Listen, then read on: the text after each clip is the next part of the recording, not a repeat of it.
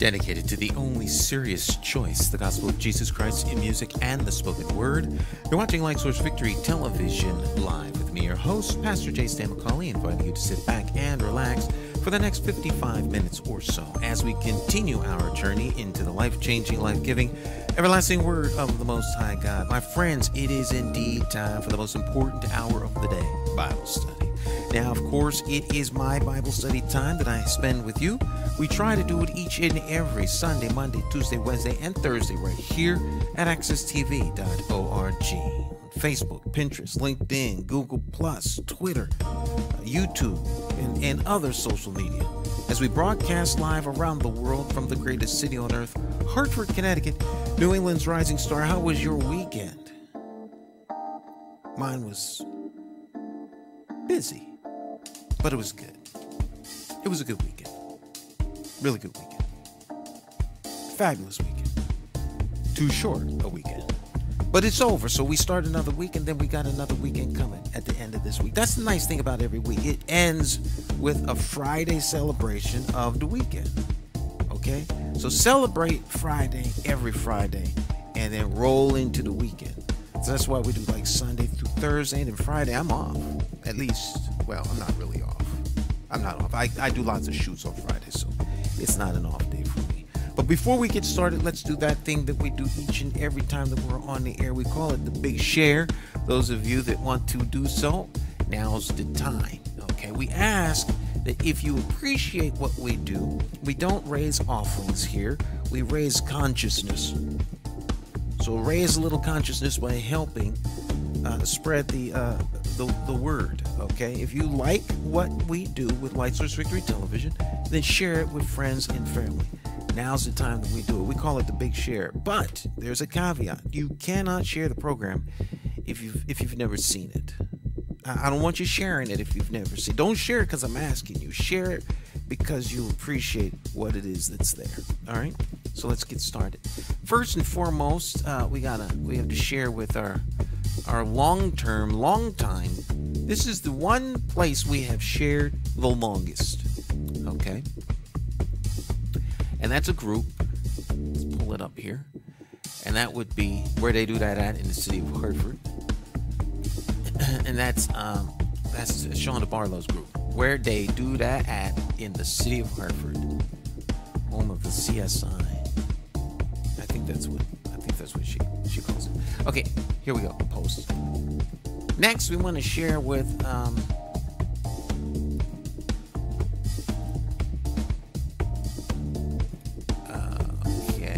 next group,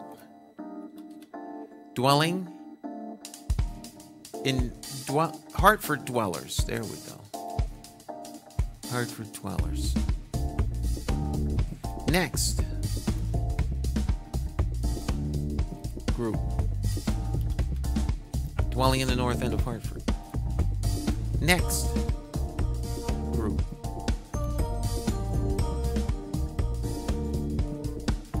dwelling in downtown Hartford.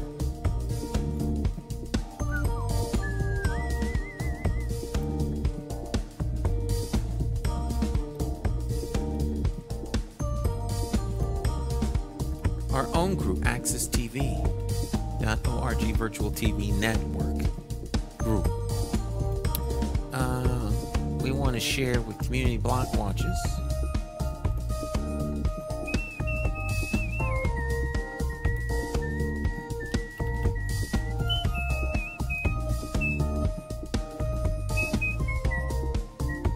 Share. Okay, I think that's it for all of the No. New England Women and Men of God. And then, of course, we have the Ministries of the Living God. That's a group we want to share with as well. We share with two gospel groups. Those are the only two gospel groups we share with.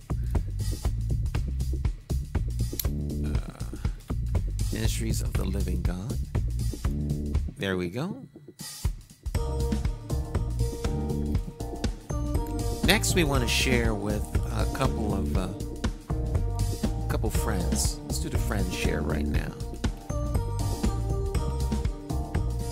There we go.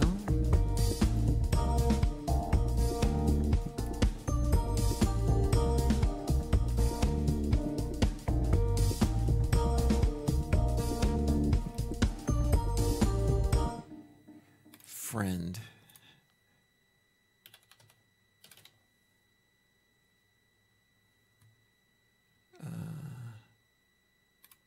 There we go. Post. A little seasonal music. You know, most people only play Christmas music at Christmas time. But you know, every season, Jesus is the reason for every season, not just Christmas. All right, share. And that's kind of happy, bouncy music, you know. Okay, let's share with a couple of pages.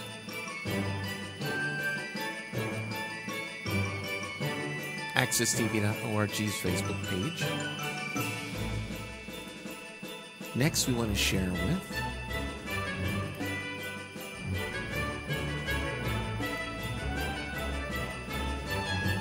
Connecticut Black News Network. And then we want to share with with Hartford Dwellers Facebook page. That's not to be confused with Hartford Dwellers Facebook post. Okay. Facebook group. You got like timelines, groups, and pages. Okay, I think that's it. Is that it? Did I get everything? I think we got everything. Yep. Oh, Light Source Victory Television Facebook page. How can I forget our own Facebook page? If you missed Paul Fuller over the weekend, you can catch it on accesstv.org. It was a great set. They did like 3 hours of jazz yesterday at the Artist Collective. The first set, I think, was like about 90 minutes, and then the second set was like 90 minutes, somewhere around about there. Really great evening of jazz. And just great jazz. And so if you missed it, you can catch 2 hours of it at accesstv.org. Great jazz. And like there's a whole half hour that's just not there because the program would only be like 2 hours. But it was longer than 2 hours. Longer than 2 hours of music. Great music. What can I say?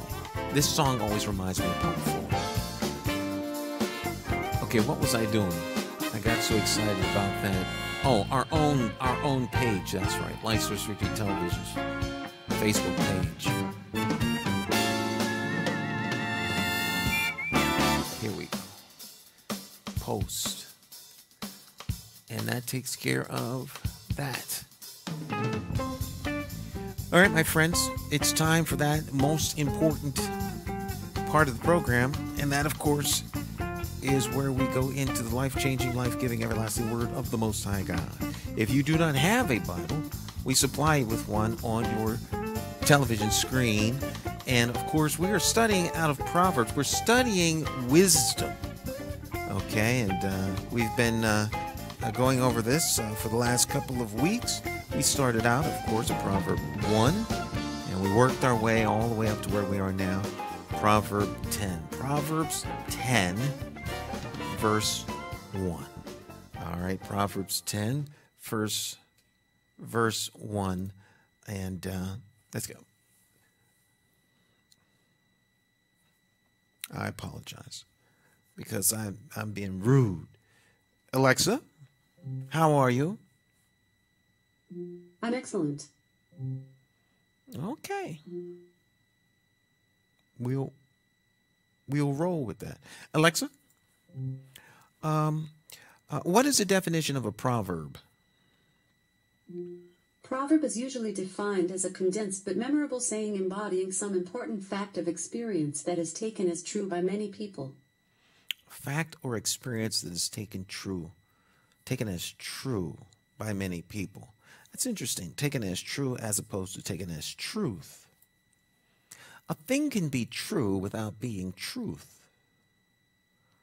That's interesting. Alexa, what is the definition of truth?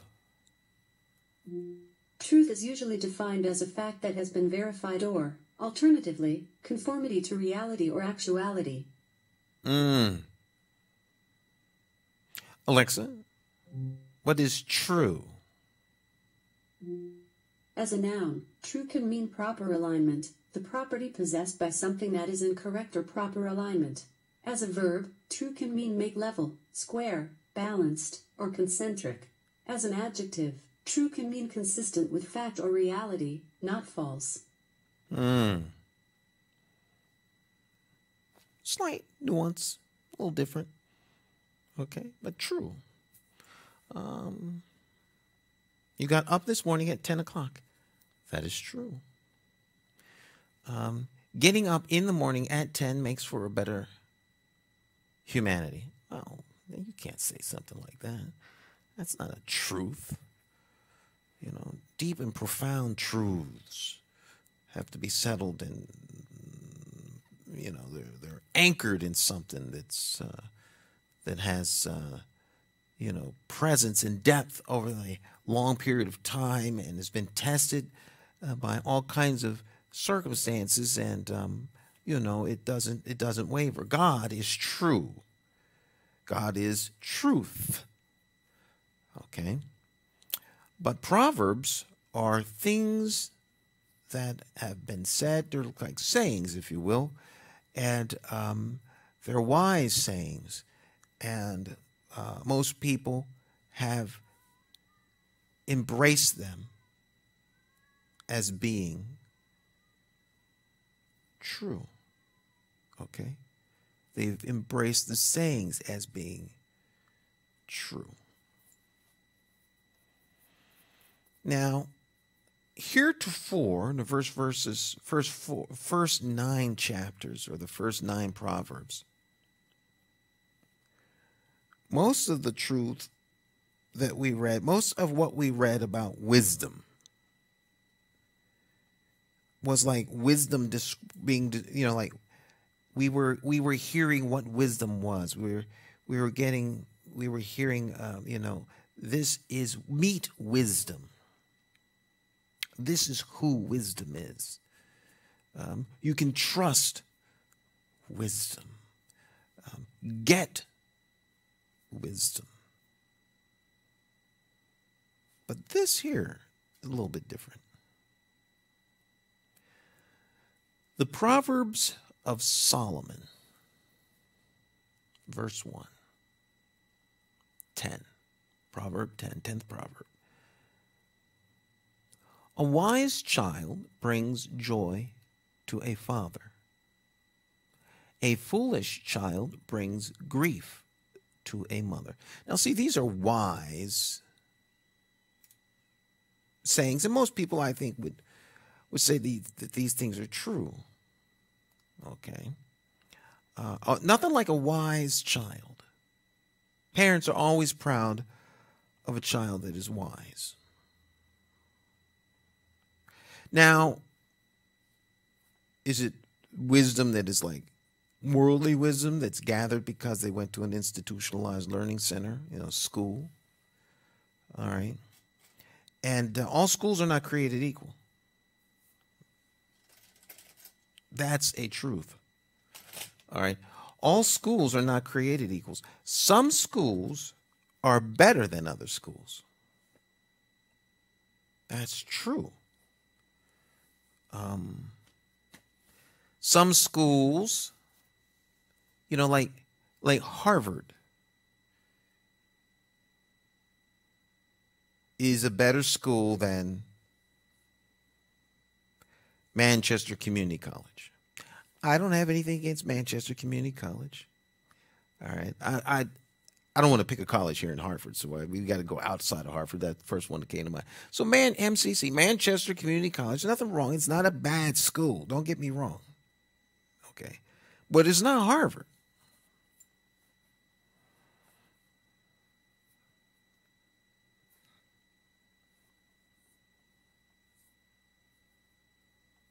Howard University is a better school than Manchester Community College. All schools are not created equal.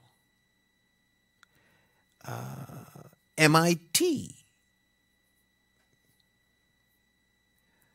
is probably a better school than,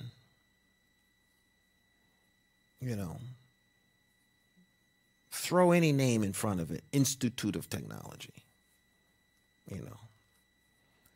Springfield Institute of Technology. I don't think there's a Springfield Institute of Technology, but, MIT is hailed as one of the premier schools in the world.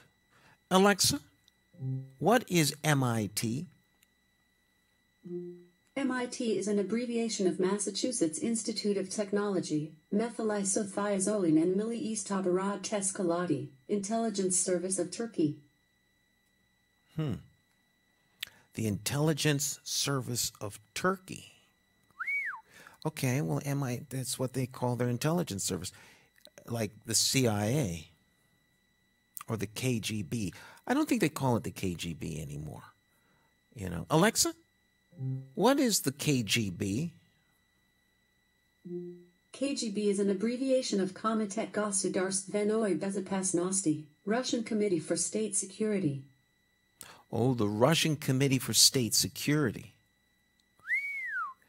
Okay. The current leader of Russia is the former head of the KGB. Our current leader is not the head of the KGB, but our ex-leader was the head of the CIA. Yeah. Bush 1, former director of the CIA. The current about to be, I think, Alexa, who is the current Secretary of State of the United States? The United States Secretary of State is Mike Pompeo. Mike Pompeo. Just confirmed. Mike Pompeo used to be the director of the Central Intelligence Agency. Now he is the Secretary of State. I digress.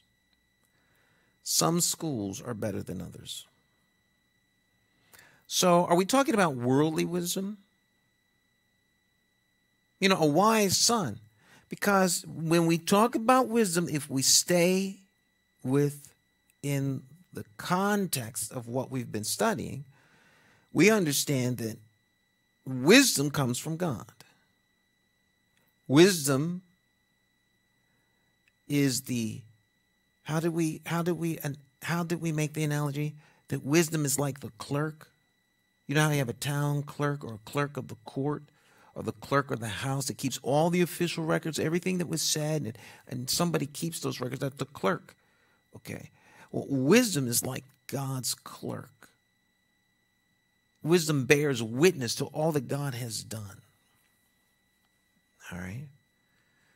And wisdom has been around forever. Wisdom was the first. Okay. So before anything was created, wisdom was created. All right. So wisdom's been around a long time, and you can learn from wisdom. So if you have a wise child, I don't know whether this is referring to a wise child in the sense of, well, let's be careful here, Mr. McCauley, because we got to use the keeper here, because I pushed the wrong mouse, and that will really jam us up. Will take us off the air on several things in mid-speech. It's happened before, and when it happens, it's a wash. Just call it a night and go home. She can't recover from it. I want to bring up Strong's numbers. Let's put this into the King James. Let's bring up the King James here and turn on Strong's numbers. The Strong's exhaustive concordance of the Bible has numbers or numerals, right, associated with each word.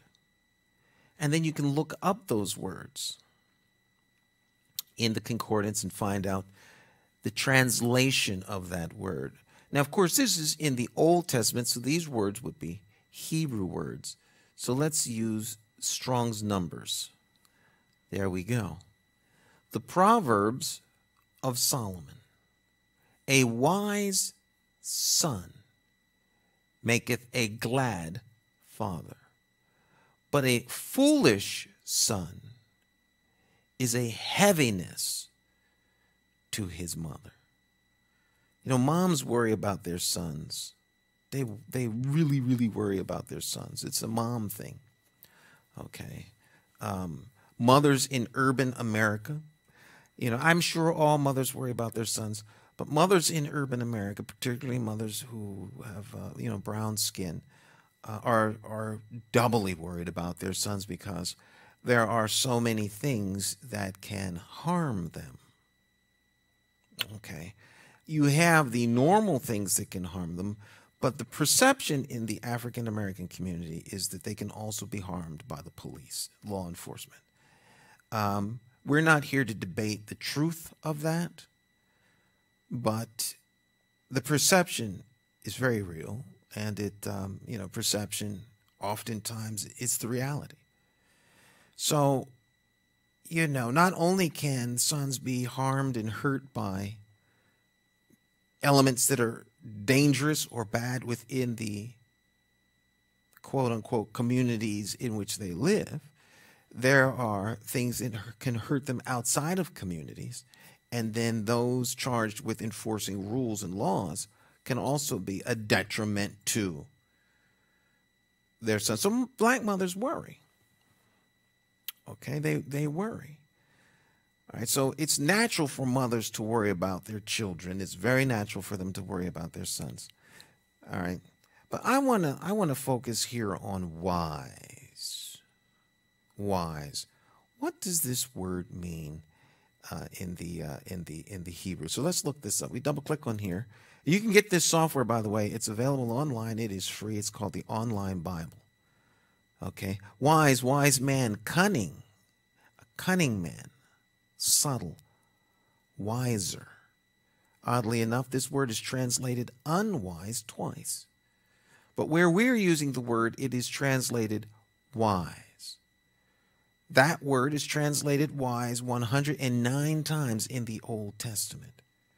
The word itself, which is this word right here, this here Hebrew word, is found 137 times in the Old Testament.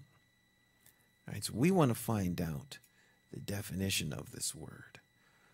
Wise, a wise man, skillful in technical work, wise in administration, shrewd, crafty, cunning, wily, subtle, learned, shrewd, prudent, wise, ethically and religiously.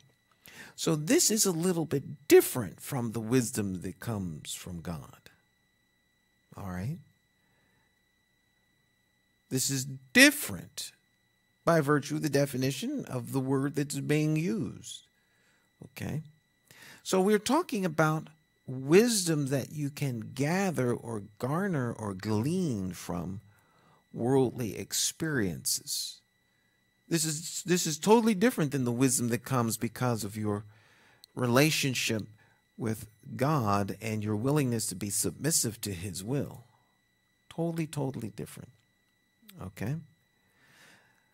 A wise child brings joy to a father. A foolish child, I think we understand what foolish means. A foolish child brings grief to a mother. Verse 2, top of your screen. You're watching Light Source Victory Television Live. I'm your host, Pastor J. Stan McCauley. Tainted wealth has no lasting value, but right living can save your life.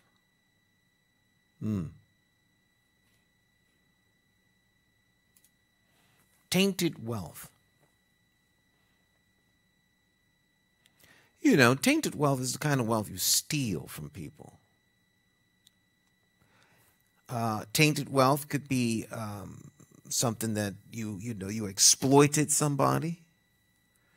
You know, wealth that comes from human trafficking, I would consider extremely tainted wealth. You know what I mean? Alexa, what is the definition of tainted? Tainted is usually defined as touched by rot or decay. Touched by rot or decay. Alexa, do you have a definition for tainted wealth? Sorry, I'm not sure. No. Alexa, define human trafficking. Human trafficking is usually defined as a criminal activity in which people are recruited, harbored, transported, bought, or kidnapped to serve an exploitative purpose, such as sexual slavery, forced labor, or child soldiery. Child soldiers,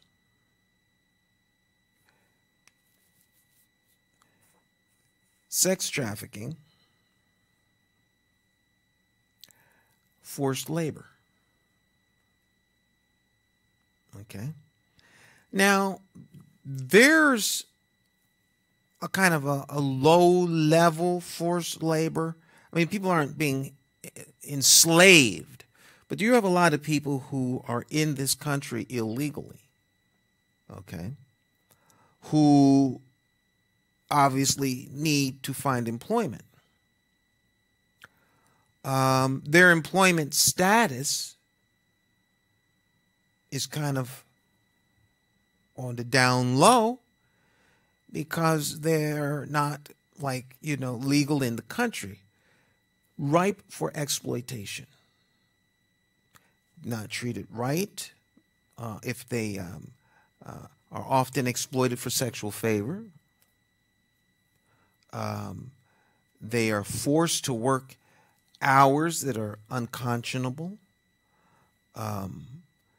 If they get uppity or want to push back at working conditions, oftentimes they're told that if they continue with that line of attitude, that they'll find themselves on a bus heading back home.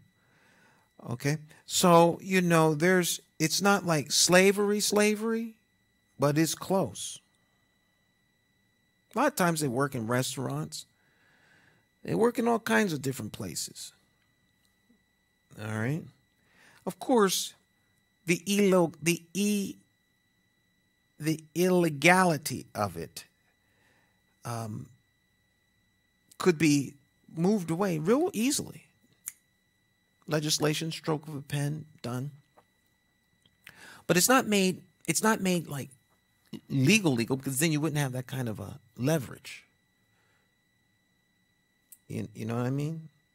So with all the forces that there are to move the needle as it relates to people being in this country without, how shall we say, proper documentation, there are just as equal forces to keep it that way because it's very profitable. All right.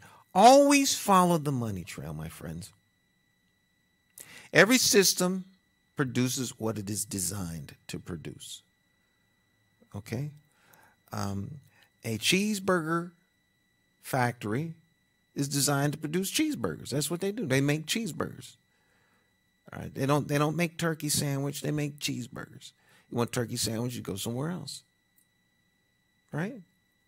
It is what it is. So systems are designed to produce what they produce. So if you want to know what the system is designed to produce, look at the end product. Look at the end product. All right? Tainted money. Drug sales. Drug sales is tainted money. You talk about exploitation. In one breath, I want to say I'm not trying to make a value judgment, but then the words I speak clearly will be a value judgment. So, I guess perhaps I am making a value judgment, but, drug dealers scum of the earth. Right. See, there's no way to say that selling drugs is all right. There's no way. All right. maybe you are selling a drug that is not that bad, like weed. All right. Now, of course, the state of Connecticut is going to get into the weed distribution business because it's lucrative, right? To follow the money trail. See, numbers was lucrative.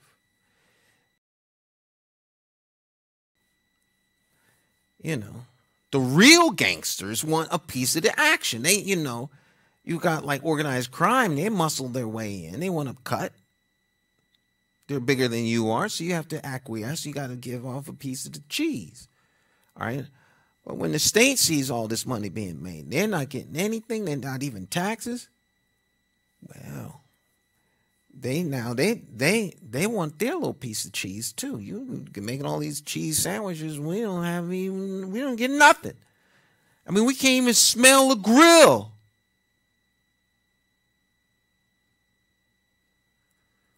But see, this creates a big issue.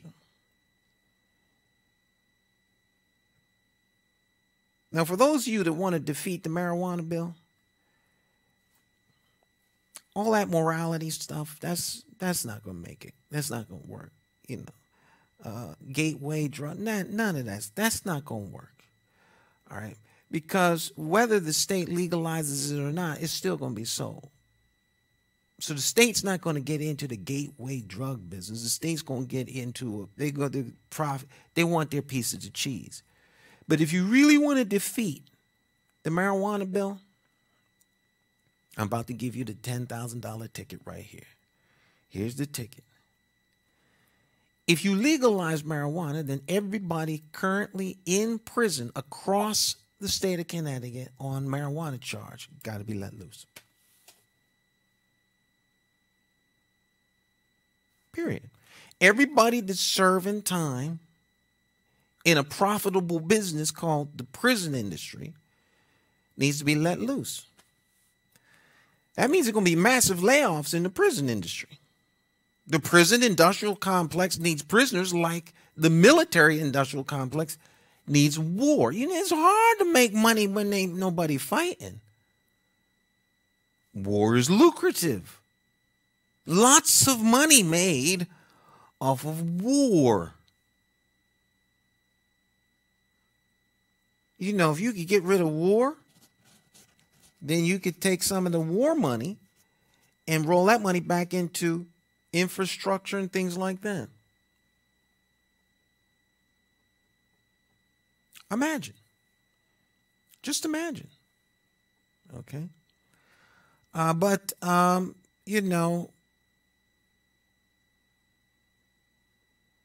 drug dealers are not good. That's not a good business.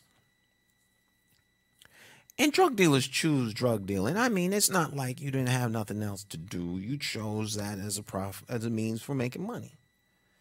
Because there's lots of ways to make money. Everybody that's broke and destitute ain't selling drugs.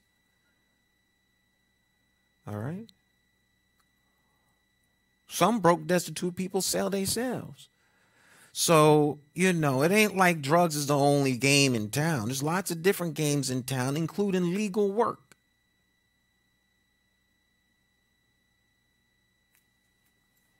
Right? Okay? Because, see, the drug dealer exploits all too often their very own community.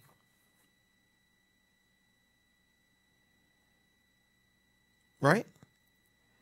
Even if the drug dealer is doing a little bit of child labor law violation, right? Because, of course, if the drug dealer gets caught, the drug dealer could do big time. But if the drug dealer solicits a young person to sell the product for them, then they undermine the scruples and the moral value of the youth. The fact that they're selling drugs, even if they don't incorporate the youth in the sale, the fact that they're selling drugs in the community and looked to by the youth as someone who can make a lot of money without going to school undermines community. In what way do the drug dealer contribute to the community? Buying a turkey at a holiday season?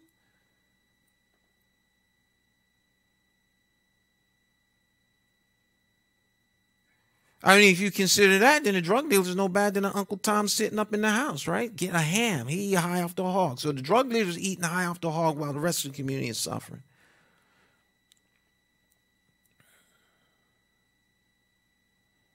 At least old school drug dealers did, old school drug dealers legitimized their businesses and hired folks in the community.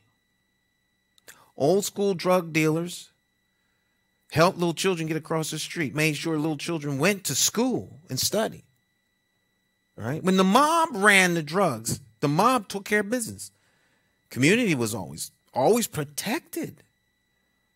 When the mob runs underground narcotics, the community and where they operate generally is well maintained. Neat lawns, fences taken care of, gates closed, trash is picked up on the street. Right? But, a drug dealer is a drug dealer, whether it's Escobar at the top or, a judge who's getting paid off to look the other way, or a bail bond system, or a cop that's shaking down drug dealer, taking his money, redistributing product on the other side of town. He become a little mini in-between drug dealer. Police departments become corrupt, judges become corrupt, legislators become corrupt.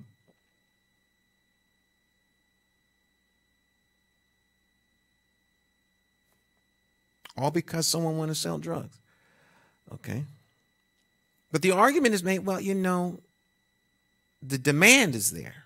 And since there's a demand, someone's going to rise to the occasion and sell the product. That's true. But it don't have to be you.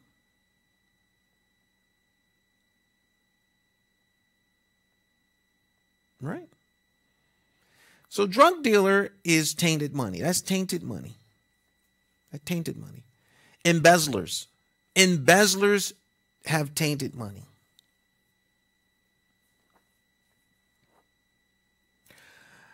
The poverty pimp, I'm not sure if the poverty pimp profits are tainted.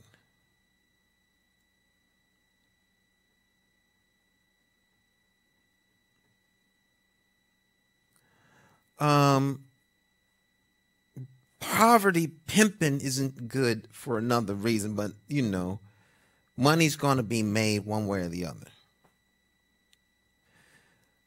Providing a service. I'm not sure if you have the toilet paper contract for the city of Hartford over years and you get like a no bid contract for it. I don't know if that money is tainted. I don't think that money is tainted because someone's going to have the contract.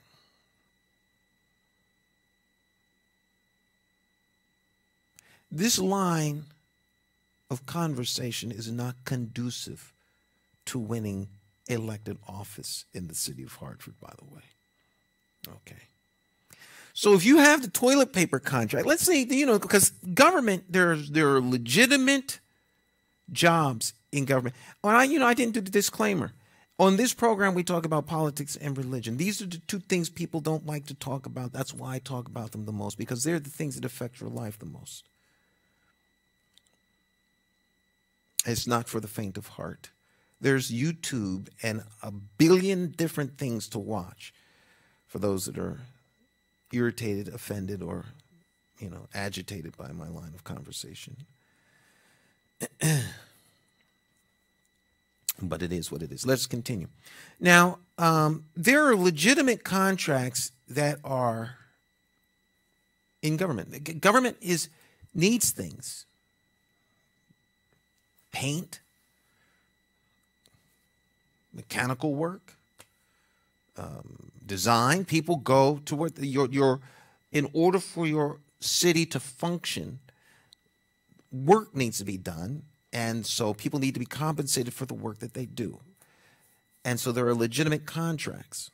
But imagine how lucrative it would be if you got paid for every single roll of toilet paper that was used by the city of Hartford.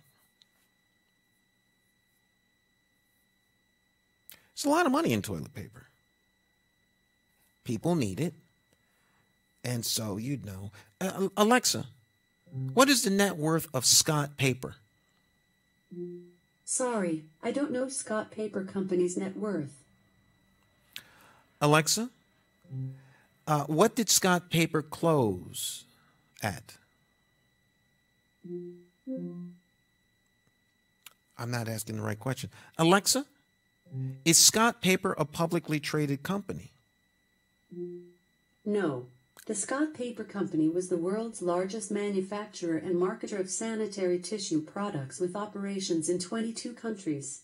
Its products were sold under a variety of well-known brand names, including Scott Tissue, Cottonelle, Baby Fresh, Scottex, and Viva.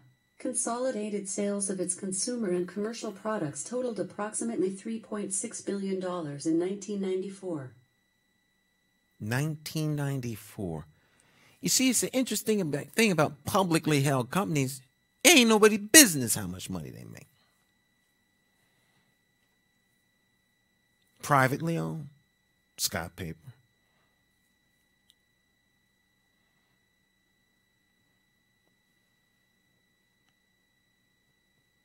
Give your neck now that make your neck hurt.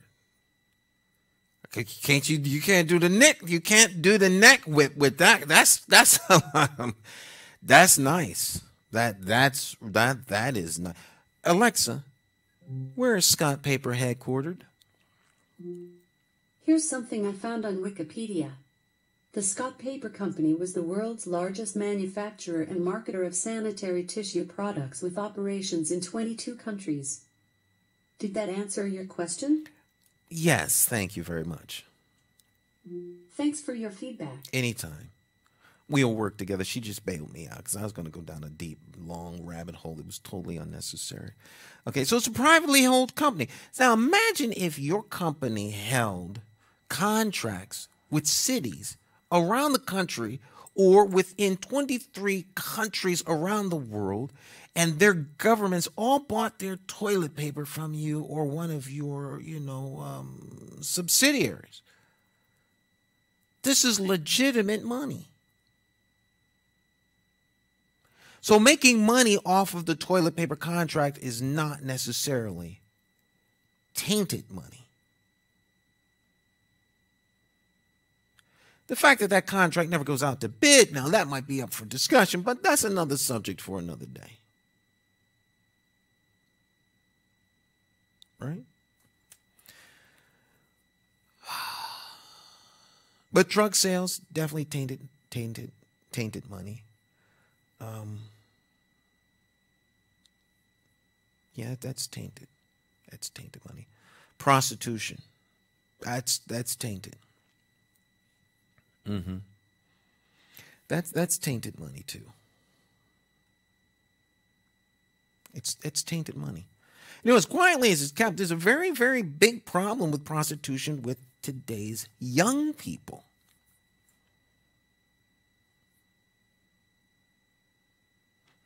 A lot of young girls are turning to prostitution to make a dime. Okay?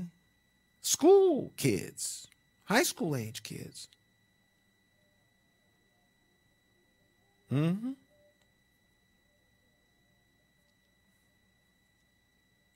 Now, you would think that the Me Too movement would be enough to get some of the men that support them to wake up to the reality, particularly since they're making an example out of Bill Cosby. So, jail time is around the corner for a lot of people.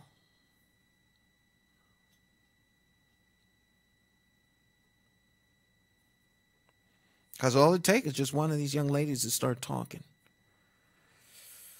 And, she may not talk now, but she might talk 20 years from now. You're going to be in a world of hurt. World of hurt.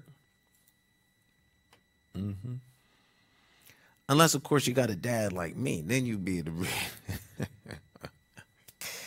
tainted wealth has no lasting value. But right living can save your life. Very rarely do people bring harm to you for living right. See, when you make money illegally,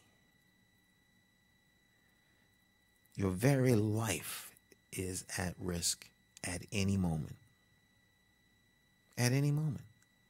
Because remember, if you make money illegally, there's other people who want to make just as much money as you're making the way you make your money. to see you as a threat.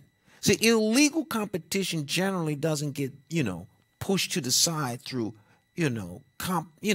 like you run a burger shop and, the Better Be Burger Than You joint opens up down the street.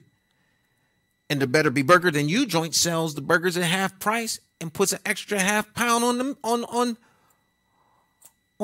the bun.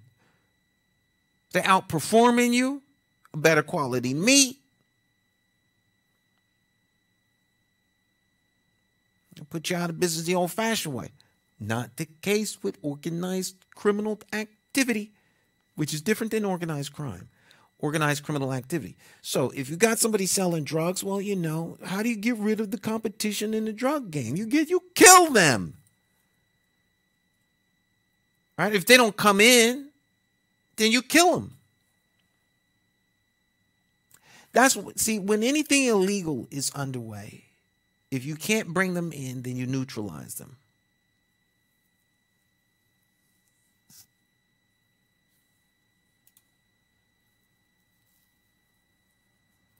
The Lord will not let the godly go hungry. Now, isn't that so interesting? I love the Word. I love Bible study. Okay, and I don't read through stuff before I get on the air. I'm reading it in real time because this is my Bible study time that I spend with you. So it doesn't make sense to have Bible study before Bible study. All right, but look at this, verse 3. 3, by the way, is the number of divine manifestation. 2 is the number of adequate witness. So here in the third verse of the 10th proverb, 10 is the number of complete testing, but we're not going to get into this number stuff. All right. But here we talk about tainted wealth in verse 2. And right living can save your life. And then in verse 3, the Lord will not let the godly go hungry. See, there's no excuse for godly people doing ungodly things in order to make money. It's not necessary. So you can't say, well, I had to rob them because, I got to feed my children. No, you chose to rob them. You chose. That was a conscious decision. You've grown. Now you have to suffer grown folk consequences. Right?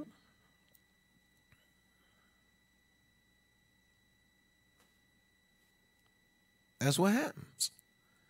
All right? Ain't nobody make you sell drugs. Nobody make you be involved in human trafficking.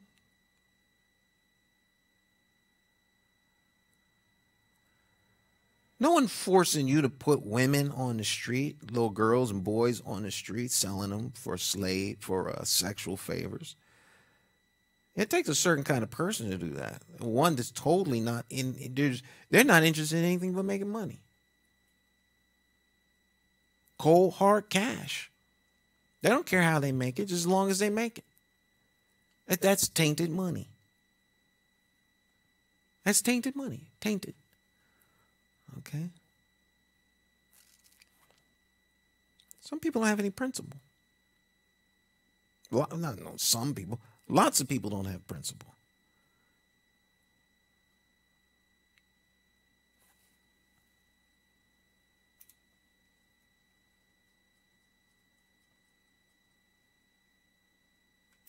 Cigarette manufacturers, they don't have any principle. Well, you're selling a product to people that's killing them. All right? But human life is the cheapest commodity on the planet. Big Pharma, they don't have any principle. That's tainted money. Okay? I mean, the whole country has an opioid problem right now. This is national security. It's a national security issue. All right? So many people are strung out on drugs in the United States of America that if you wanted to invade, you wouldn't have to just walk in, do what you want. You can walk in. I mean, until the current mayor, $1 million to win the city of Hartford was just unheard of. Before that, like 300,000, 400,000 would be like astronomical.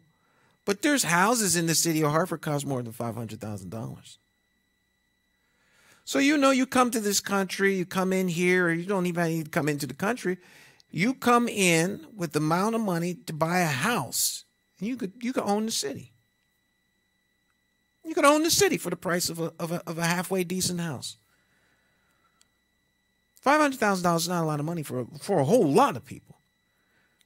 Okay, and they may not have 500 fluid, in cash that but you can put together a group of people. You could get 20 people easy to pony up 500 grand. I don't mean, to pony up the money necessary to make 500 grand. All right, that's $50,000 each. 20 people, right? So 20 people at 50,000. 20 people. Alexa, what is 20 times 50,000? 20 multiplied by 50,000 equals 1 million. 20 times, that's a million. Wow. 10 people with 50,000 is 500,000. Only 10 people? Alexa, what is 20 times 25,000? 20 multiplied by 25,000 equals 500,000. 20 people pony up $25,000 each? That's pretty good buying, if you ask me. The payoff on that, you talk about venture capitalism, the payoff on that far exceeds anything you could put up in terms of a company. Because if you get the right people in office, then you can control all kinds of things, particularly with planning and zoning. You'd be right at the forefront of where highway exits are going to come on and come off. Let's say you want to make a nice new marina. I mean, there's all kinds of things you could do with that kind of positioning. Of course, you'd only need about 500 grand to become, like the chief executive of a city. With people being high, my goodness. It's a national security threat. Undermines the democracy of the United States. Big Pharma. Big Pharma did that. Okay. And then, of course, you have all these people that got strung out on opioids. They couldn't afford to buy them, so then they started getting hooked on heroin and coming into the inner city and buying drugs, right? Because as I've always said, I've been saying this for the last 8 years, Harvard doesn't have a drug problem. Wethersfield does. Avon does. Glastonbury does. Manchester does. Farmington does. See, they have the drug problem, and Harvard is where they go to buy their drugs.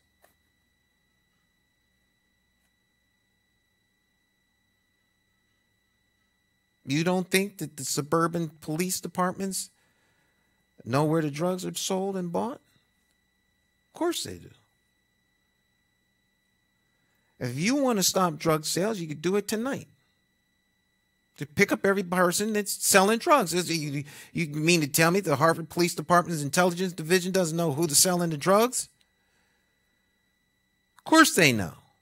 If they don't, you need to fire the whole department. They know who they are, where they live, where they bank their money. They know all of that. But they don't want to stop drugs. See, it's lucrative. The underground economy is very lucrative for everybody involved.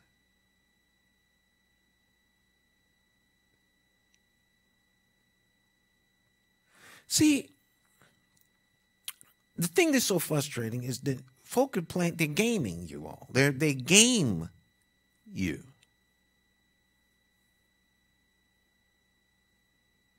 Do they really want to stop certain things? The answer to the question is obviously no. Because when they want to stop stuff, stuff is stopped. Where can you get LSD? Alexa, what is LSD? Sorry, I'm not sure about that. Alexa, what is LSD? Jesse Bonds Weaver Jr., better known by the stage name McCauley D., is an American rapper from Philadelphia, Pennsylvania. No. You're not listening. Alexa, what is the chemical LSD? Lysergic acid diethylamide, also known as acid, is a psychedelic drug known for its psychological effects, which may include altered awareness of one's surroundings, perceptions, and feelings, as well as sensations and images that seem real though they are not. It is used mainly as a recreational drug and for spiritual reasons. A recreational drug and spiritual reasons. It's not easy to get LSD. You know, they might be hooked up on crystal meth, which deals with a whole bunch of poor folk. Crack cocaine, you know, the drugs that affect the poor. Right? Because there's a lot of poor people, so you can make a lot of money. But the real upper class drugs, you know, folk don't be strung out on that stuff. You know, they don't allow it. They don't allow it. LSD, you just can't go get that any old place. So when they want to stop a thing, they can. Right? Control. There's a lot of controlled substances. Of course, anything can be acquired. If you know the right people, have the right money, you can get anything. But it's hard to get certain things. So when they want to control something, they do. Now, if the state of Connecticut legalizes marijuana, it'll be very difficult to get it beyond that. All right. Except for, you know, there's always that black market. The black market's always out there. But then the price is going to be so undercut because you have to really drop the price down. Tainted money. Tainted money. You know, God's not going to let you go hungry, right? But it goes on in verse 3. It says, but he refuses to satisfy the craving of the wicked. Lazy people are soon poor. Hard workers get rich. Now, see, here's one of these things that, like, you know, folk that might be a little bit on the, you know, financial, a lower end of things might get a little bit offended by. Okay? You know, poor is an economic issue. It means you don't have a lot of money. That's all. It's not like you're a subhuman or a second-class citizen because you don't have money.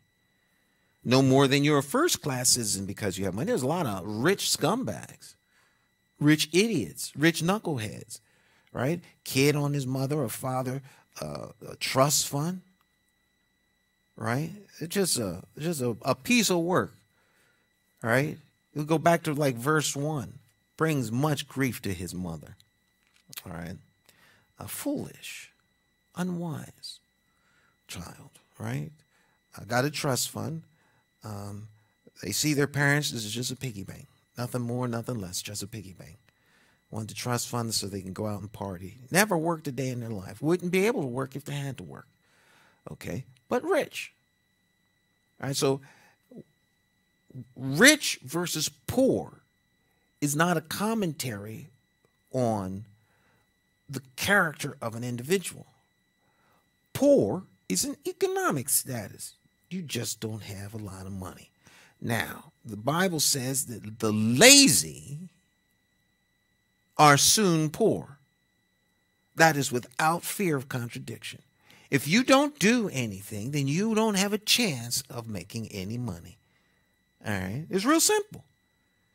The more you work, the more compensation you get for your work. Even the drug dealer who becomes very profitable works. Don't get me wrong. Drug dealing is hard work. I just said it's tainted money. I didn't say it was easy. It's not easy selling drugs out in the cold in the wintertime because you got to work every day. Otherwise, you don't eat. You got to worry about the competition killing you.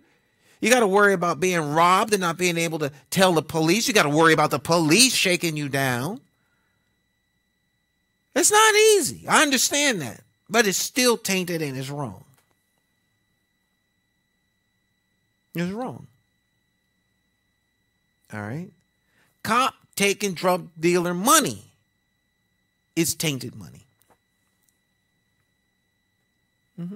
That's tainted money. All right? Because it's stolen. It's stolen. Lazy people are soon poor. Hard workers get rich. If you work hard, you'll have more compensation for your labor. If you don't spend all that you earn, you will soon have wealth. Hard work. The old-fashioned way. A lot of people don't want to work hard. A lot of people don't want to hurt. They just don't want to. They don't want to work hard. I was looking at a post that a friend of mine put up. Ronnie Song. He's a Grammy award-winning record producer, and he had a post up earlier today on his Facebook site, and it said, "I'm going to paraphrase because I don't remember it exactly word for word, but it said that the hit records." The one thing that hinders most people from getting a hit record is patience. The number one thing that prevents people from having a hit record is patience. Don't want to put in work. I wrote a song. They expect it to go double platinum on their demo album. They expect their demo to be double platinum.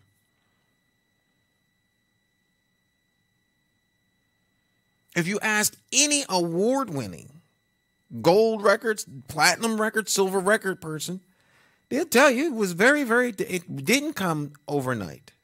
And then like Evelyn Champagne King. Alexa, who is Evelyn Champagne King?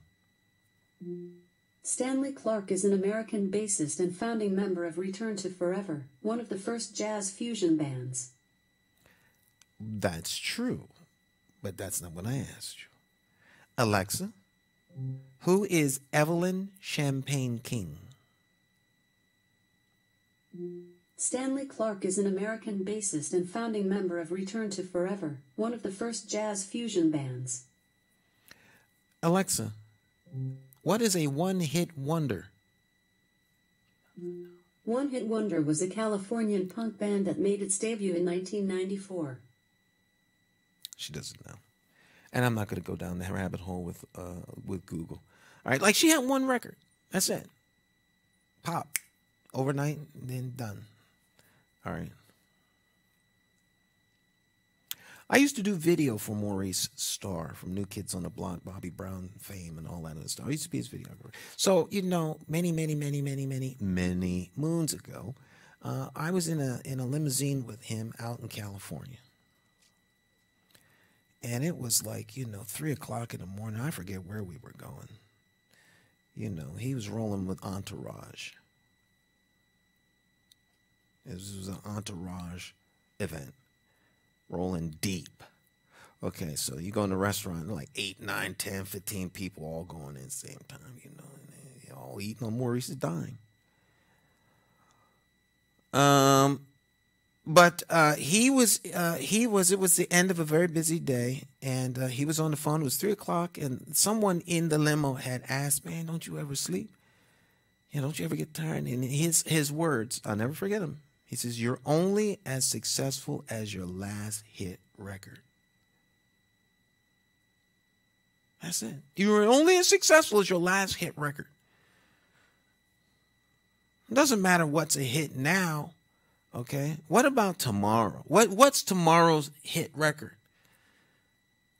So you got to work at it. And it's more than just having a snappy tune. You still got to get the thing, someone's gonna green light and buy onto the project, take it under and move it along. Now the playing field's been leveled a little bit because everybody has access to like YouTube. But then that also means there's more people with content out there. And you really have to work social media. You really, really, really have to work hard if you're planning to make it because you're on social media doing something. The playing field is level, but the amount of work is still there. And so if people are lazy and don't want to do the work, it doesn't matter what platform is available to them. They too lazy. A lot of times, the reason why people are not successful in any venture is because they don't have the work ethic. They're lazy. Don't want to do the work.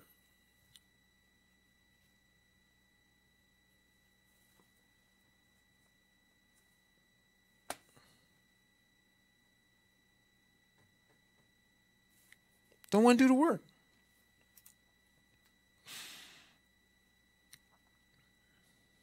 A wise youth harvests in the summer, but one who sleeps during harvest is a disgrace. You know, there's a time for work, there's a time for play. Right? So the time to do work is in the summertime. You have to harvest. You harvest what you're going to eat in the wintertime.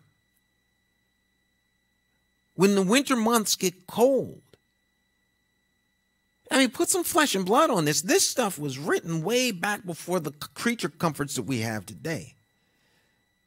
You know, you get in the cold, it's cold. And can you imagine going out west way back in the days of Stagecoach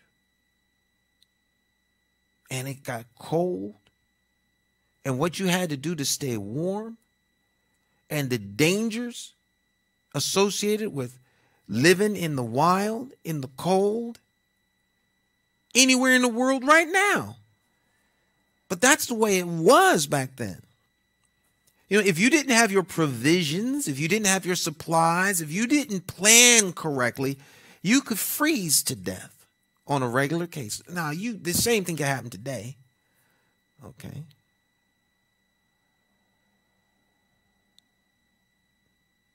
You know, there's a lot of people who will take an off-road hike and wind up freezing to death.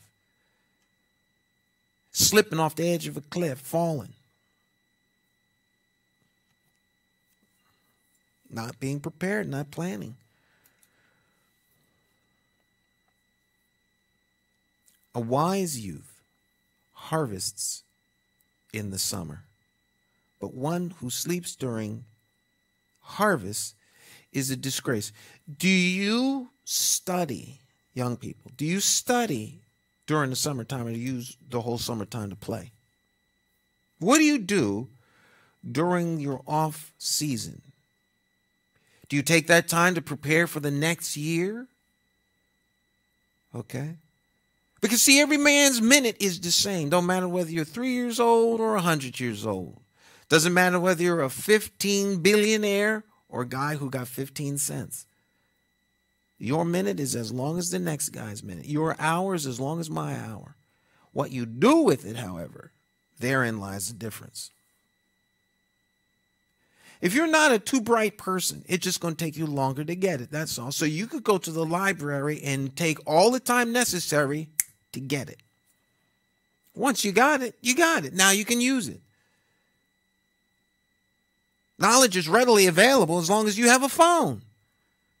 No one, absolutely, positively, I can say this without fear of contradiction from anybody on the planet. Everybody watching this program right now has access to the internet. That means you have access to information. You could take a course on anything. There's nothing you can't learn how to do on the internet. The second largest search engine is YouTube. This is as verifiable a thing as a big word that qualifies as a big word. Okay. Alexa, what are the largest search engines? Here's something I found on Wikipedia. LookSmart is the largest search engine to use this technique, which powers its Grub distributed web crawling project. I'm not asking the right.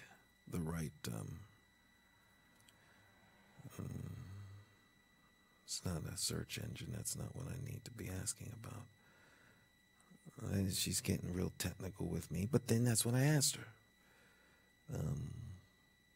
Alexa, what are the top 5 ways people search for information online? Good question. I'll look into it. That's rich. That's good. That's good. That's the first time she's ever answered that way. I heard, I have to qualify that. From what I understand, the number 2 search engine is YouTube. The number 1 is Google. And the number 2 is YouTube, which is to say that people use YouTube as a means to look up information. So if you want to learn how to do something, fix a car, whatever the case is, YouTube. You want to learn how to cook something. You never cooked pheasant under glass? Look it up on YouTube and you'll be able to fix you a pheasant under glass. All right? So impress the person that's coming over to the house for dinner. Guy, want to impress your potential lady friend? You cook her some pheasant under glass, make her think you know how to cook. You know, women like that kind of stuff. Oh, girl, he could cook. Right? Mm-hmm. Because that translates into other things, you know. Cook. Let me stop. This is Bible studies, not a late night comedy hour. All right. I digress. Let me continue. The godly are showered with blessings. You know, a lot of times success has absolutely nothing to do with a person's planning. Nothing. Nothing. Right? Grand plan this, grand plan that. Yeah, plan nothing. They were in the right place at the right time. Stumbled into it. If this hadn't happened, that wouldn't have happened. Bottom line.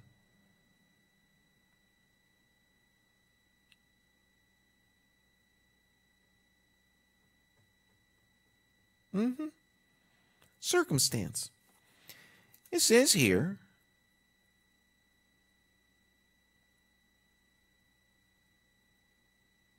that the godly are showered with blessings. The words of the wicked conceal violent intentions. The words of the wicked conceal violent intentions.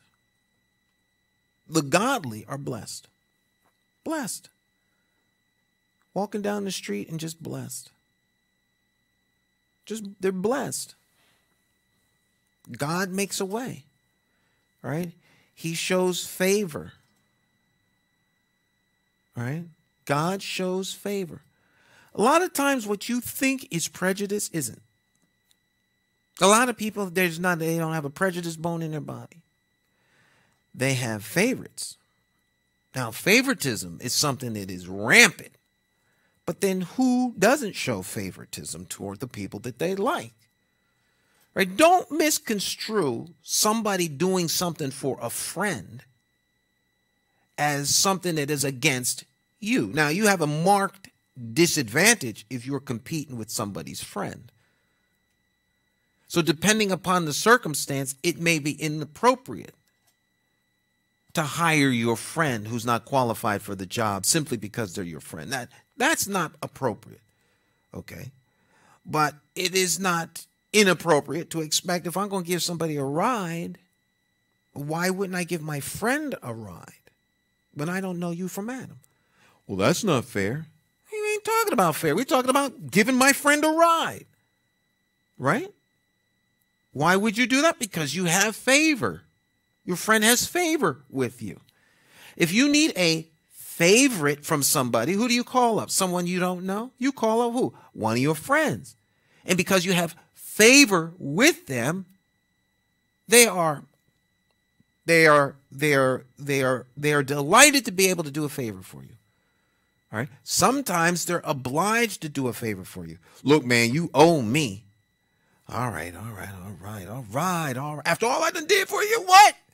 Okay. I'm on my way. Goodness, jeez, give me a break. Right? Calling in favors. People call in favors, right?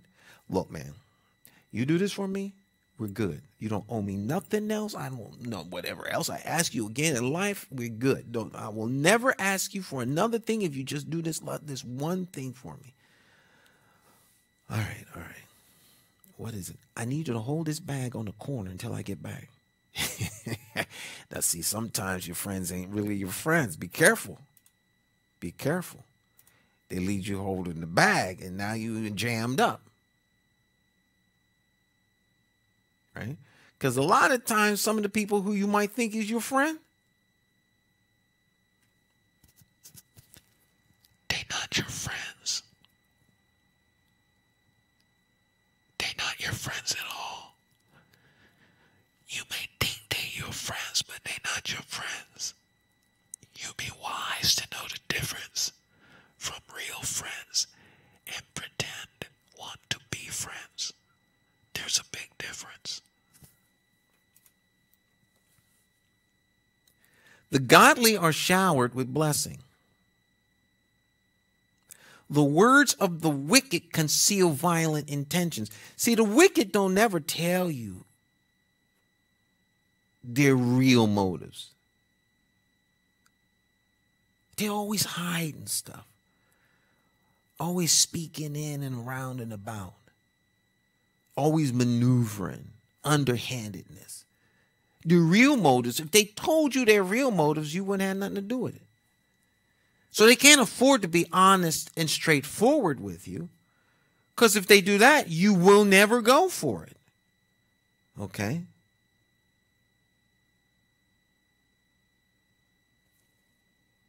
You just wouldn't.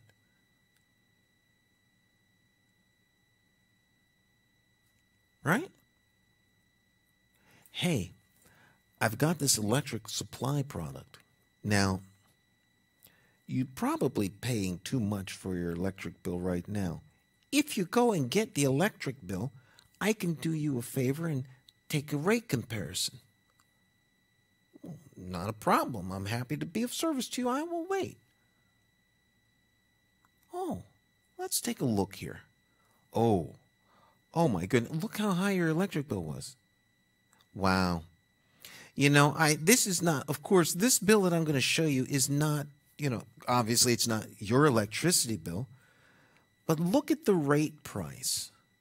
Now, at this rate, if your bill was to be rated like this one, you could save probably, I'd say about $50 a month in your electricity charges. Now, of course, the service charge is going to be a lot more than you're used to. In fact, your bill will probably go up. I think you should know that. Did those words come out of my mouth? Right, see, they're not going to tell you all that stuff. They're not going to tell you that after 3 months, your bill's going to go rise up through the roof, skyrocket. They're not going to tell you that. All right? The bamboozler never tells you that they're going to bamboozle you. Alexa, what is the definition of bamboozle? Bamboozle is usually defined as conceal one's true motives from, especially by elaborately feigning good intentions so as to gain an end. The words of the wicked conceal bamboozlement. That's a word I made up. Bamboozlement. Okay? So, the words of the wicked conceal violent intentions. Right? People who are... No one expects to be bamboozled. It's not like you say, oh, I want to be bamboozled. Can I be next? No, that's not how it goes. You just get bamboozled, like getting hit by a car. You wake up in a hospital. You're crossing the street, minding your business, thing you know, you're waking up in the hospital. What happened? 6 months happened, man. You've been in a coma. What? What are you talking about? I was, right? Blindsided. Blindsided. Like when your trust fund gets ripped off. You go and they're like, there's no more money in your trust. Well, the trustee of your trust fund stole all the money. Imagine that. You know, Hartford has an audit commission, like an audit. There's like the internal audit committee. All right. They're highly touted. The internal audit committee is highly touted here in Hartford, often used as a leverage against elected officials who might be going rogue. But I've never heard the audit commission talk about the financial state that we're in. I mean, I never heard them like ringing the bell. They rang the bell when Sagara was spending money on caviar. But who cares about caviar when we're talking $50 million deficits and things like that on the regular? I mean, that seems to me like something you may want to take care of. That to me is something that you point to long before it gets bad. I mean, if they're concerned about the expenditures of caviar on a New Year's Eve, if little things like that and the P cards or the little electronic cards that the city employees get to use and extra mileage on a vehicle, I mean, if they're concerned about the little things like that, you might think maybe, just maybe, they might be concerned about the big things. Like millions of dollars rolling up on us. So where are the auditors keeping check of that kind of stuff? I'm just saying.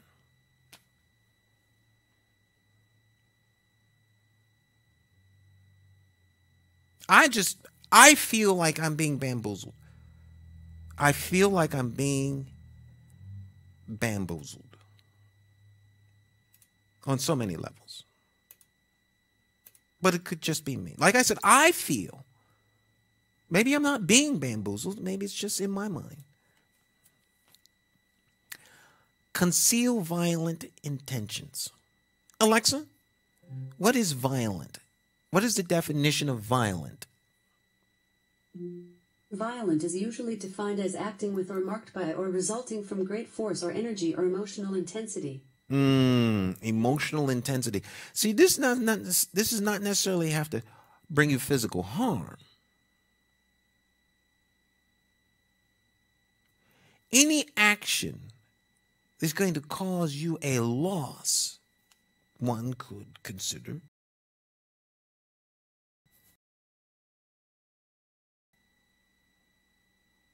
Verse 7. At this rate, we're never going to get done with this, but we will get done. It just will take us a couple of days. All right. We have happy memories of the godly, but the name of a wicked person rots away.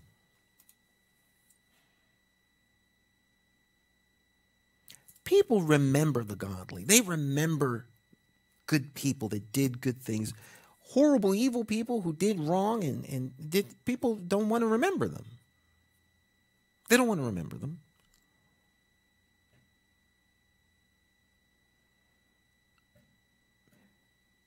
You do something wrong that brings this disdain on, your good name, your family's good name, and now the family doesn't want to be associated with you anymore.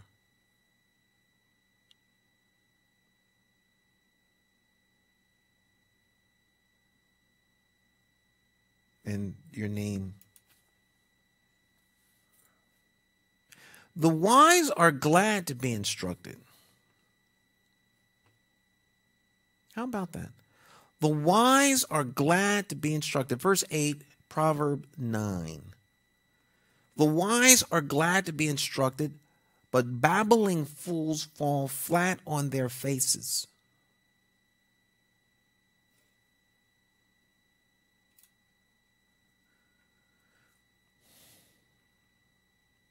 This is something that should always concerns me. Not the first one, the second one. See. There's always a chance of becoming a babbling fool. You have to always be aware of that. Never believe the hype. Don't believe your own press releases. All right. Approach things with a humble attitude. Do not think you have arrived with the bag of chips and dip. All right. Quick to hear, right? Swift to hear, quick to hear, slow to speak.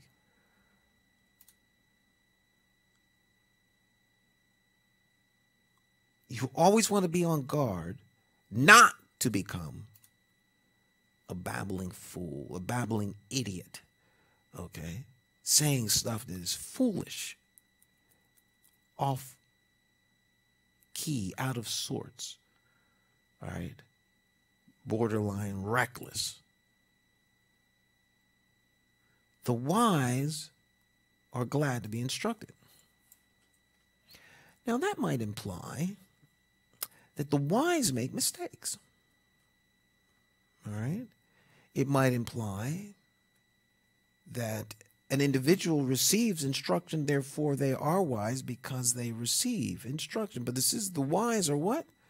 Glad to be instructed.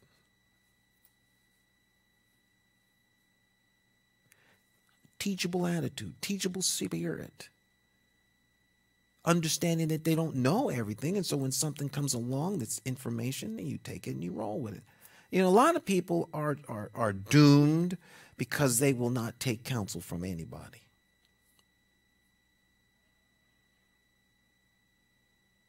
Remember, it is the fool that has said in his heart, there is no God. Professing themselves to be wise, they become fools, right? Worship creeping things, right? Worshiping the creature more than the creator, right? So it's the self-professed wise individual that declares there is no God, thus condemning themselves to the life of a fool, speaking things that ought not be spoken of. Foolish and reckless. All right? But the wise always want instruction. Teach me thy ways, O Lord, right? They always want instruction. You get on a new job, receive instruction. Can you walk me through the proper procedures on how to do this operation? Well, you should know this. Well, I'm pretty sure I do, but before I do, I just want to double check if it's no problem.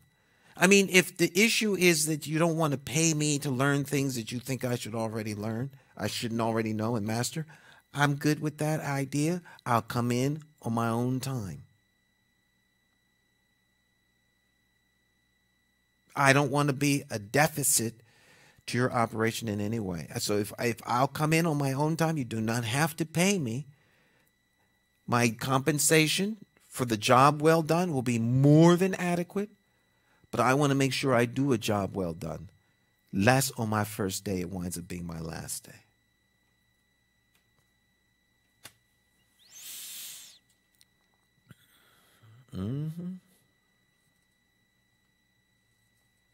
Should I? I mean, I think it's pretty common knowledge that I'm considering the opportunity. I mean, considering the possibility of running for mayor of Hartford. Again, I did this already twice, but this time it'll be a different if I decide to run. We're leaning toward that end, but as of right now, we haven't made a determination. That's a straight out the box political answer right there, if ever I heard one. Right? You know, of course we know what we're going to do, but we just haven't told anybody yet. All right. So we had to be political for reasons of, for political reasons. It's a political game. So you have to be political in your rationale and stuff. So I'm being transparent as I can. So as of this time, we have not determined whether or not this is a possibility that we will definitely be exploring in the affirmative. So we're still in the research stage. So if I should win, the first person I want to have a long talk with, and I will be all ears, is the mayor now, the current mayor. Whatever he's willing to tell me. After him, I'm going to have a conversation with the mayor before him, Pedro Segarra. And after that, then I'm going to have a talk with the grand poobah, Eddie Perez. All right? who I think history will be kind to. I will have a conversation with him. After that, Thurman Milner. All right. Those are the people I want to talk to. I want to learn as much as I can from them. Because a whole lot of people haven't been mayor in the city. Those guys will know exactly what it was like. They'll be able to tell me. Then with that information, I have to chart my own course. But I would be a fool not to, at the very least, ask. All right? Now, whether they're transparent, forthright, and tell me everything, that's irrelevant. I need to listen to what they have to say. I'm not here to talk about nothing. I'm all ears because I don't know enough to talk to you about the job.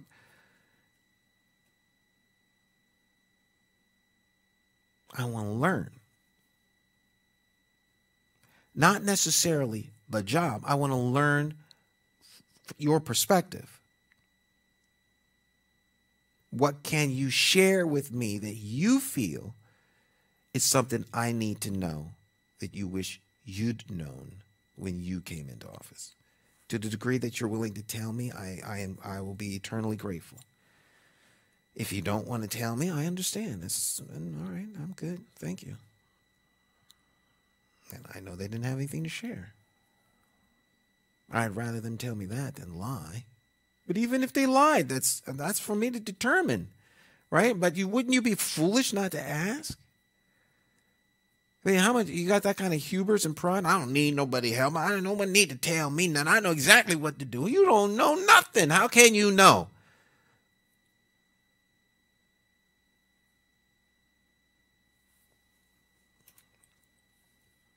You should have an aptitude to learn quick, but you can't be expected to know something you've never done.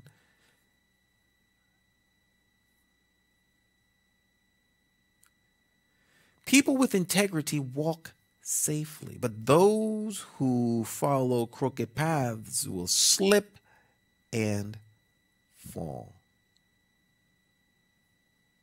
Wow.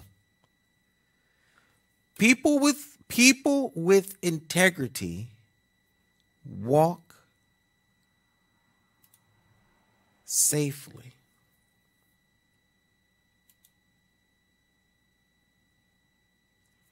If you walk with integrity, you don't have to worry about where you walk. You don't have to worry about with whom you walk. You don't have to worry about how you walk.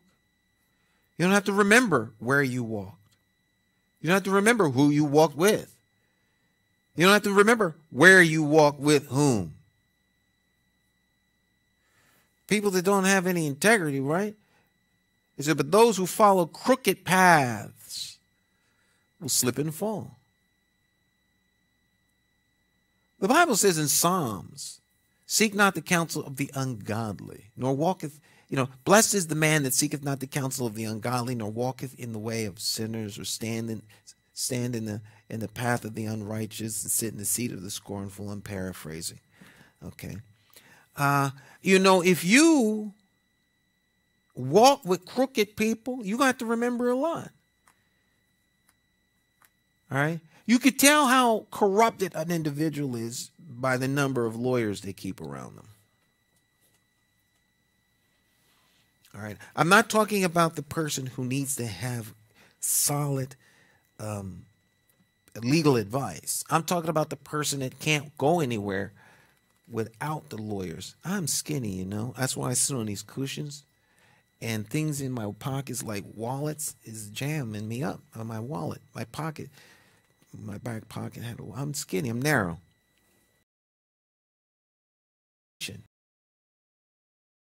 All right. State the obvious, right? The only person I know skinnier than me is Blumenthal. That's a skinny man. My wife tells me I'm as skinny as he is, but I don't think so. How we see ourselves is often different from how everyone else sees us. So, sometimes I can see that I'm skinny. Other times it's hard for me to tell. I don't think I'm as skinny as some people think I am, but, you don't get to see yourself. So it's hard to tell. Okay. But I like the term narrow. I self-identify as a narrow person. I'm not fond of the term skinny. I'm not offended by it, but if I had to choose a term, it would be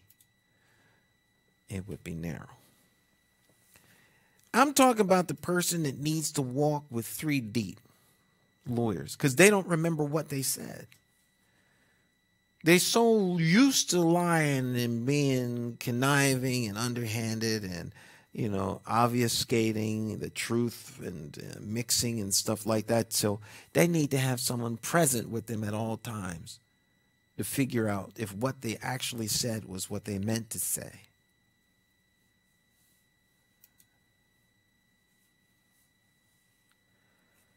These people will always slip.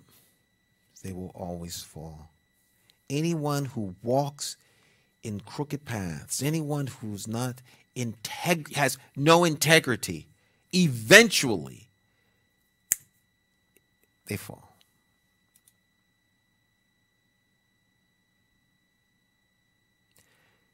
People who wink at wrong cause trouble, but a bold reproof promotes peace. Okay? It is not good when someone does wrong to give a wink and a nod and look the other way. But these are like common sense things. Okay? But we live in a time when common sense seems to be like a very, very rare commodity. I mean, just reading over these things makes me controversial. There's a lot of people who look at this and think this is ridiculous. No one does this stuff anymore. Those are the ways of old time. That's so naive to think that people actually think this way. Okay, and you're happy with the results of people that have abandoned this?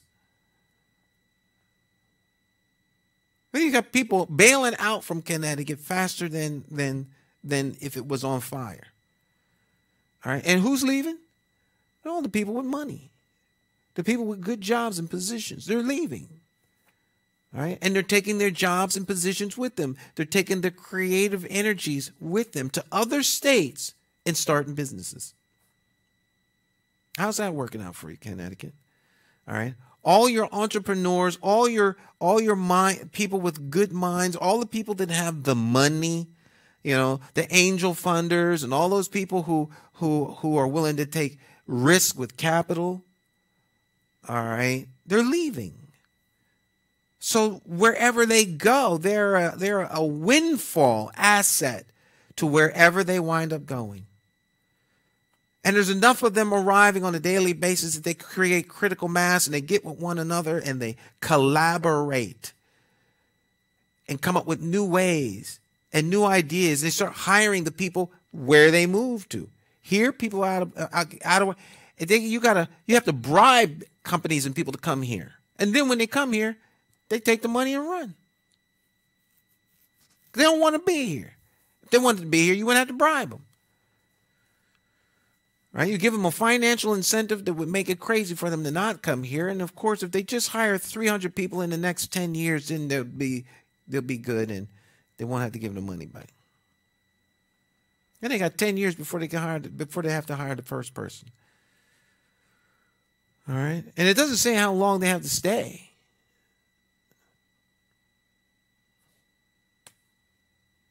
Think about that. Think about that. When you wink at wrong, trouble comes. See, you see a thing and you like, oh, I got you. You turn the other way. Wink and a nod. Wink, wink. Now, you know you ain't got no business doing that. I don't see nothing.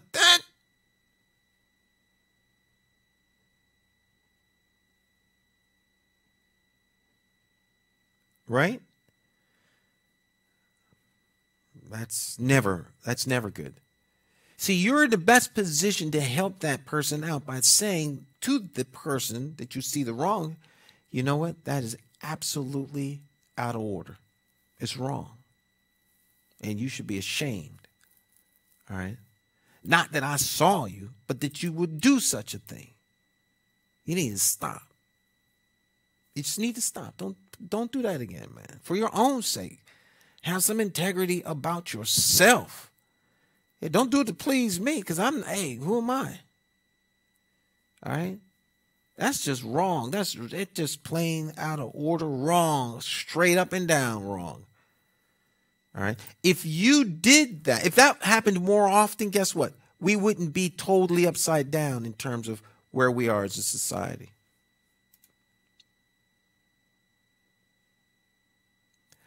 A bold reproof promotes peace at oneness, right?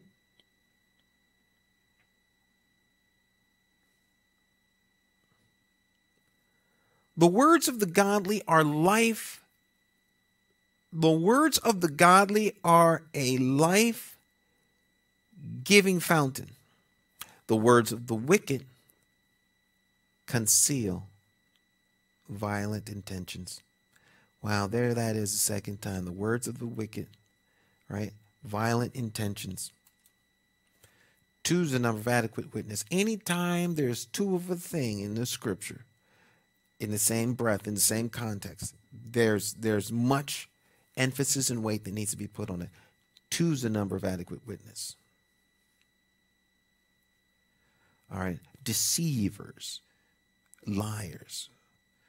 An individual deceives, plots. Very, very wicked. It's important for the godly to know how deceitful the deceitful are.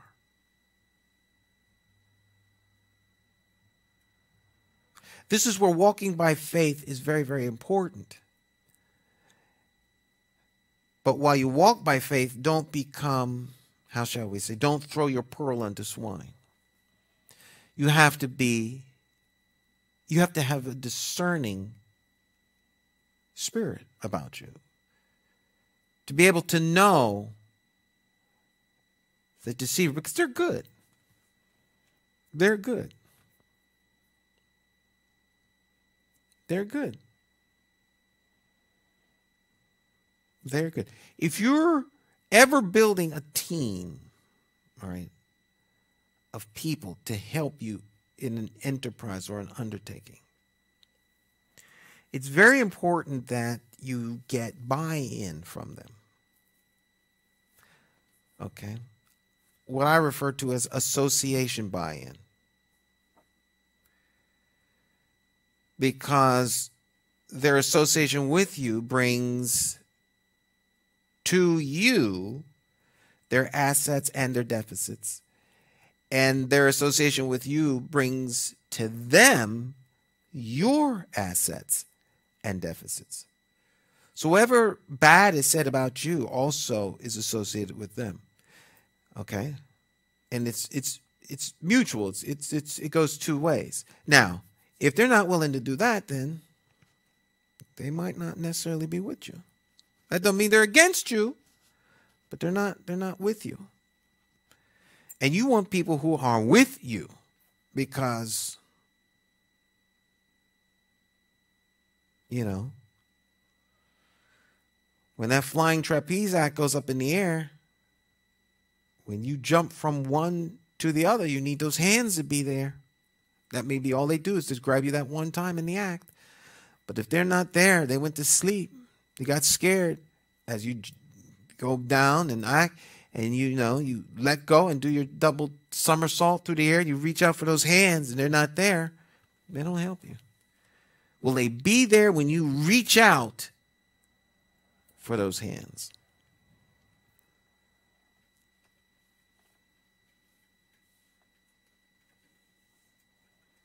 Question.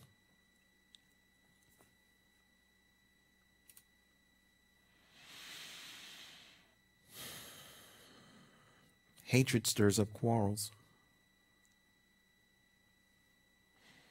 Hatred stirs up quarrels. But love makes up for all offenses. Love makes up for all offenses.